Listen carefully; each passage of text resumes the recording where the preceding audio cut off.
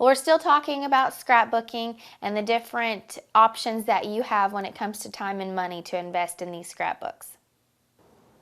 I think the set cost about $5 to $10 just for it, and it includes a couple of pages that all match a little bit, and different stickers that you can use in different borders.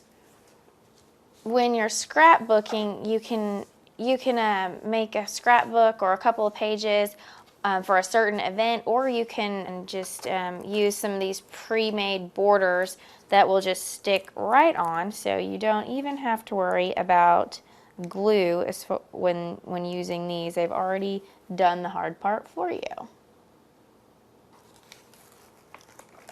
We'll want to use a different border for each side.